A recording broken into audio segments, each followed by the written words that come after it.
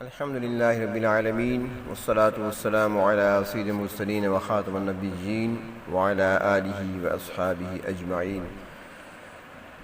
تذکرۃ الاولیاء میں ایک واقعہ لکھا ہے کہ ایک مرتبہ سلیمان بن یسار رحمۃ اللہ علیہ مدینہ منورہ سے چلے سفر پر، اور ان کے ساتھ ان کا ایک رفیق سفر بھی تھا۔ چنانچہ دوران سفر مقام ابوا پر پڑاؤ ڈالا۔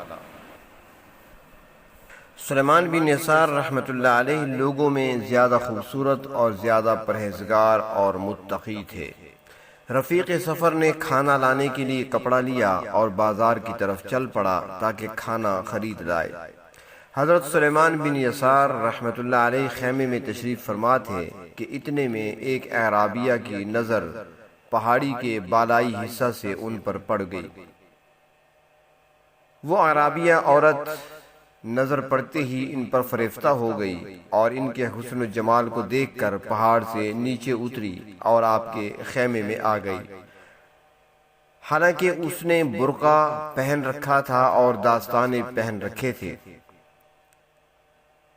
اس عورت نے برقع اوڑھا ہوا تھا اور دستانے پہن رکھے تھے۔ وہ ان کے سامنے آ کر کھڑی ہو گئی۔ چہرے سے پردہ جو ہٹایا تو یوں لگا جیسے چاندی کا ٹکڑا ہو۔ نہایت حسین و جمیل عورت تھی۔ چنانچہ اس عورت نے حضرت سلیمان رحمۃ اللہ علیہ کو دعوت گناہ دی۔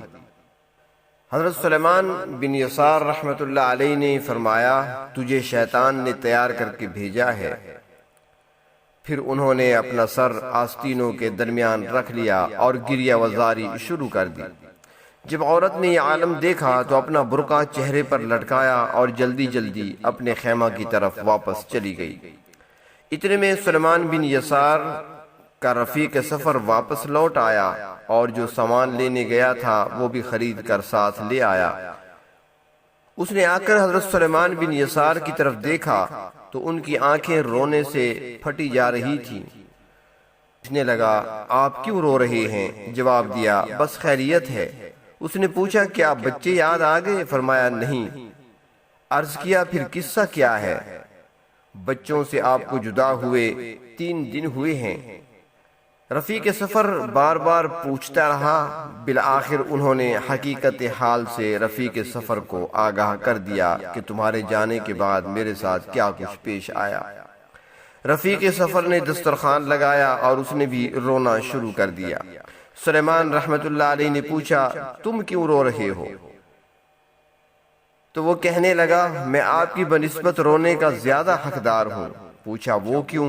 تو وہ کہنے لگا، اگر میں آپ کی جگہ ہوتا تو میرا صبر کا دامن چھوٹ جاتا۔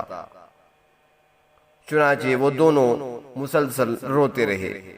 چنانچہ جب سلیمان رحمۃ اللہ علیہ مکہ مکرمہ پہنچے، طواف اور سعی سے فارغ ہو کر حجر اسود کے پاس آئے اور وہاں پر بیٹھے تھے کہ ان کی آنکھ لگ گئی۔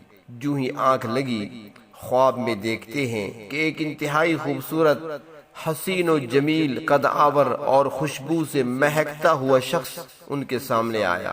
چنانچہ خواب میں انہوں نے پوچھا کہ اللہ آپ پر رحم فرمائے، آپ کون ہیں؟ انہوں نے جواب دیا، میں یوسف بن یعقوب ہوں۔ پوچھا، کیا یوسف صدیق ہیں جن کے نام پر اللہ رب العزت نے قرآن حکیم میں سورت نازل فرمائی ہے؟ تو انہوں نے جواب دیا، جی ہاں۔ تو سلیمان بن یسار کہتے ہیں کہ آپ کی عزیز مصر کی عورت کے معاملہ میں عجیب شان ہے۔ تو حضرت یوسف علیہ السلام نے ان سے فرمایا کہ آپ کی شان ابوا کی عورت کے ساتھ تو اس سے بھی زیادہ عجیب ہے۔ یعنی اللہ رب العزت نے کس طرح انعام عطا فرمایا۔ اللہ رب العزت نے اس گناہ سے بچنے پر اور اپنی پاک دامنی اور اپنی عفت کو داغدار ہونے سے بچانے پر انعام کیا دیا۔ حضرت یوسف علیہ السلام کی زیارت بھی کرائی اور حضرت یوسف علیہ السلام کی زبان مبارک سے تعریفی کلمات بھی اللہ رب العزت نے کہلوا دیے۔ احیاء العلوم میں ہے کہ ایک اللہ والے گزرے ہیں، حضرت ربیع رحمت اللہ علیہ۔ ان کے بارے میں لکھا ہے کہ کچھ حاسدوں نے ایک عورت کو 1000 درہم دے کر اس بات پر آمادہ کیا کہ وہ حضرت ربیع رحمت اللہ علیہ کو فتنہ میں مبتلا کرے۔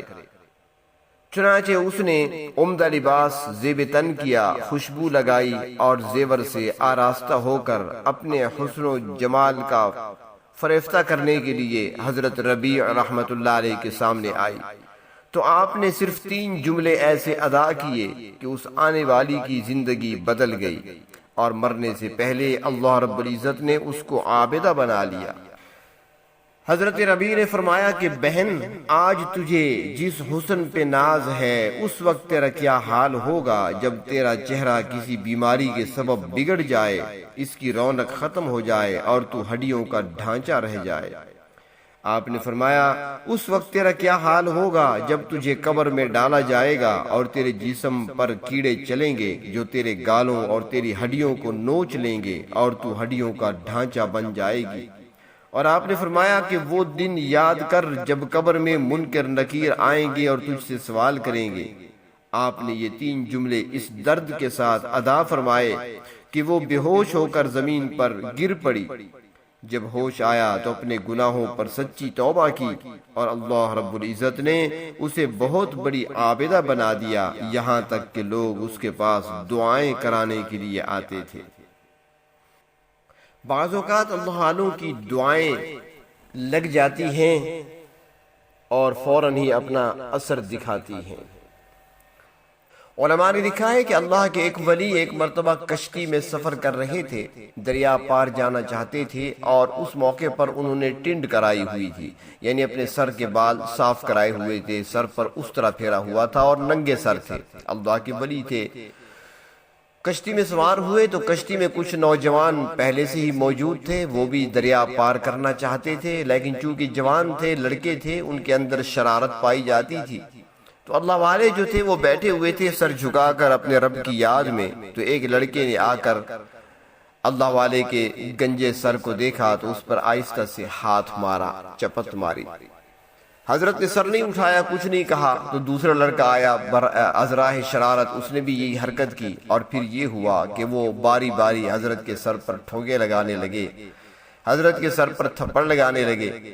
اتنے میں اللہ رب العزت نے اپنے اس نیک بندے، اپنے اس ولی کے دل میں ڈالا، اس کے دل میں خیال آیا کہ اگر ابھی ہاتھ اٹھا دیں آپ تو کشتی کو الٹ دیا جائے، یعنی ان سب کو ہلاک کر دیا جائے جو آپ کو پریشان کر رہے ہیں۔ بس اس خیال کا آنا تھا کہ آنکھوں میں آنسو آ گئے، رونے لگے اور رو کر دل میں پکارنے لگے، میرے پروردگار، اگر پلٹنا ہے تو پھر کشتی کو کیوں پلٹتے ہیں آپ؟ دلوں کو پلٹ دیجئے، ان جوانوں کو اپنا بنا لیجئے، ان کے دلوں کو اپنی محبت سے بھر دیجئے۔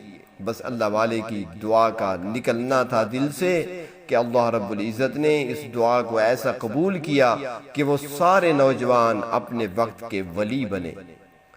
اللہ تبارک و تعالی اپنے نیک بندوں سے محبت نصیب فرمائیں اور گناہ کے ہر موقع سے بچنے کی توفیق عطا فرمائیں۔ بلکہ دعا ہمیں کرتے رہنا چاہیے، میں امتحان کے قابل نہیں مولا، مجھے گناہ کا موقع نصیب نہ کرنا۔